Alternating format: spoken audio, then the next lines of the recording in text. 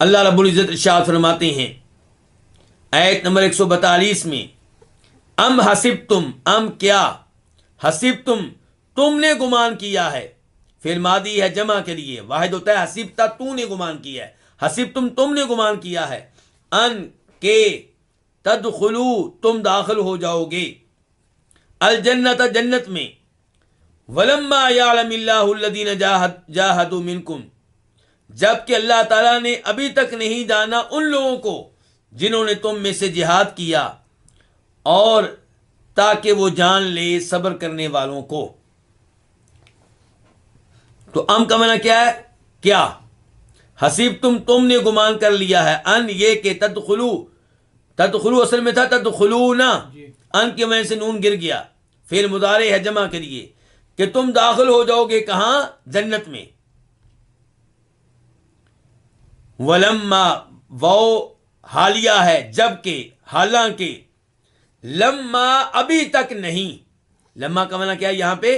ابھی تک نہیں، یعلم یہ اصل میں کیا تھا؟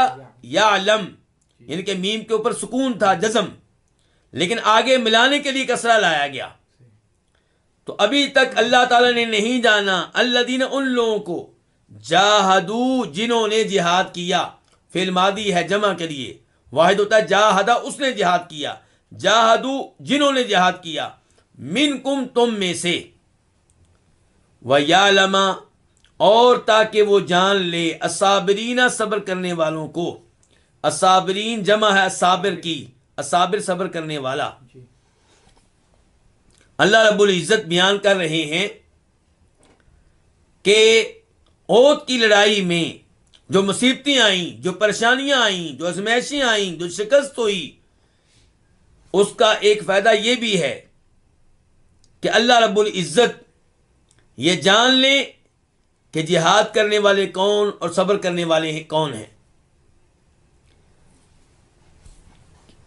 اگر کلمہ پڑھ کر جہاد کیے بغیر، آزمائشوں کے بغیر، مصیبتوں کے بغیر ہر ایک کو جنت میں بھیج دیا جائے، پھر تو سبھی ایمان لے آئیں گے،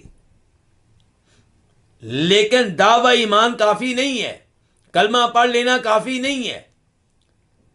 اللہ تعالیٰ انسان کو، ایمان والوں کو فتنوں میں، آزمائشوں میں، مصیبتوں میں مبتلا کرتے ہیں، تب پتہ چلتا ہے حقیقی معنوں میں ایمان لانے والا کون ہے، جہاد کرنے والا کون ہے، صبر کرنے والا کون ہے۔ اللہ رب العزت ارشاد فرماتے ہیں سورہ بقرہ میں،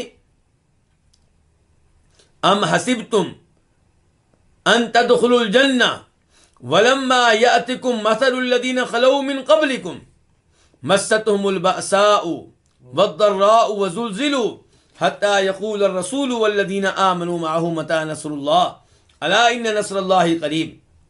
کیا تم لوگوں نے یہ سمجھ رکھا ہے کہ تم آسانی سے جنت میں داخل ہو جاؤ گے، جبکہ ابھی تمہاری وہ حالت نہیں ہوئی جو ان لوگوں کی ہوئی تھی جو تم سے پہلے چلے گئے، جو تم سے پہلے قومیں تھیں، ان پہ آزمائشیں آئیں، انہیں تنگ دستی میں مبتلا کیا گیا، انہیں تکلیفوں کا سامنا کرنا پڑا، آزمائشوں میں وہ ہلائے گئے، جھنجھوڑے گئے، یہاں تک کہ رسول بھی کہنے لگے، ایمان والے بھی کہنے لگے اللہ کی مدد کب آئے گی۔ اور اللہ تعالیٰ فرماتے ہیں سورہ عنکبوت میں آیت نمبر 2 اور 3 میں، احسب الناس ان یقولوا آمنا وهم لا یفتنون ولقد فتنا الذین من قبلهم فلیعلمن اللہ الذین صدقوا ولیعلمن الکاذبین۔ کیا لوگ یہ سمجھتے ہیں کہ وہ کہیں گے کہ ہم ایمان لے آئے تو ان کے ایمان کو تسلیم کر لیا جائے گا اور انہیں فتنے میں، آزمائشوں میں مبتلا نہیں کیا جائے گا؟ اللہ تعالیٰ کہتے ہیں ہم نے ان لوگوں کو جو ان سے پہلے تھے آزمائشوں میں مبتلا کیا۔ کیوں؟ تاکہ اللہ تعالیٰ جان لیں سچا کون ہے دعوی ایمان میں اور جھوٹا کون ہے۔ تو یہ اللہ رب العزت کا طریقہ ہے، اللہ رب العزت کی سنت ہے۔ اللہ تعالیٰ ایمان والوں کا امتحان لیتے ہیں، بلکہ صحیح حدیث ہے، فرماتے ہیں نبی علیہ الصلوۃ والسلام سب سے زیادہ آزمائشیں نبیوں پہ آتی ہیں علیہ الصلوۃ والسلام، پھر جو کوئی جس قدر زیادہ نیک ہے اسی قدر اس پہ زیادہ آزمائشیں آتی ہیں۔ تو اللہ تعالیٰ کہہ رہے ہیں کیا تم نے گمان کر لیا ہے کہ تم جنت میں داخل ہو جاؤ گے، جب کہ اللہ نے نہیں جانا ان لوگوں کو جو تم میں سے جہاد کرنے والے ہیں۔ تو اللہ تعالیٰ تو جانتے ہیں مستقبل کے بارے میں، حال کے بارے میں۔ تو وہی بات جو پہلے میں بتا چکا ہوں کہ اللہ تعالیٰ نے عملی طور پہ نہیں جانا۔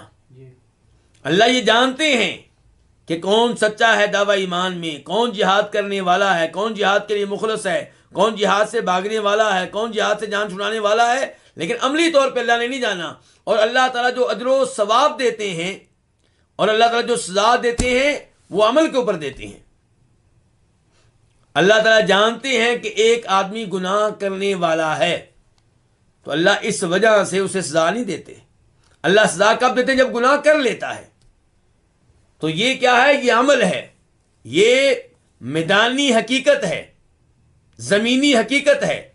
تو اللہ تعالیٰ نے ابھی تک نہیں جانا ان لوگوں کو جنہوں نے تم میں سے جہاد کیا۔ اللہ یہ تو جانتے ہیں کہ کون جہاد کرے گا، کون نہیں کرے گا، لیکن اللہ نے یہ نہیں جانا کہ کس نے جہاد کر لیا ہے۔ وَيَعْلَمَ الصَّابِرِينَ، اس کا تعلق ہے کس سے؟ وَيَمْحَقَ الْكَافِرِينَ وغیرہ سے، کہ اللہ رب العزت نے شکست کیوں دی احد کی لڑائی میں؟ تاکہ اللہ تعالیٰ جان لے کہ صبر کرنے والے کون ہیں، کون ان آزمائشوں پہ صبر کرتے ہیں۔